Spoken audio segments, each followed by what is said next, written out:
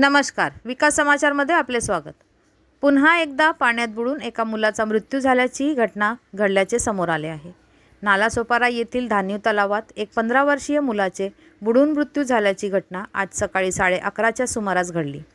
फिरोज शेख वय वर्ष 15 असे पाण्यात बुडालेल्या मुलाचे नाव असून धान्यूबाग परिसरातील श्रीधरनगर साईराम चाळीत राहणारा आहे.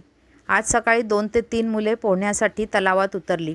फिरोज शेख याला पाण्याचा अंदाज न आल्याने त्याचा बुडून दुर्दैवी मृत्यू झाला.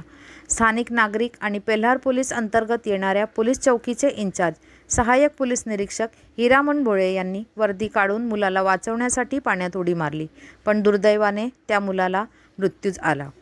धान्यू तलावातून रेल्वे कॉरिडॉरचे काम सुरू आहे, परंतु घटनास्थळी कोणतेही बॅरिकेड किंवा कोणतेही उपाययोजना तलावाला करण्यात आलेल्या नाहीत. रेल्वे कॉरिडॉर प्रकल्पाचे इंजिनियर, संबंधित ठेकेदार व कर्मचारी दोषी असल्याचा आरोप स्थानिकांनी केला आहे. त्यांच्या निष्काळजीपणामुळे आज एका मुलाचा जीव गेला. त्यांच्यावर सदोष मनुष्यवधाचा गुन्हा दाखल करावा अशी मागणी स्थानिकांनी केली आहे. या दुर्दैवी घटनेचा रोष धरून संतप्त नागरिकांनी रेल्वे कॉरिडॉरच्या कर्मचाऱ्यांना बेदम मारहाण केली, तसेच एका बलेनो कार व कार्यालयाचीही तोडफोड केली. धन्यवाद. वसईहून मी शहनाज शेख, विकास समाचार. चॅनलला लाईक, शेअर, सबस्क्राईब जरूर करा.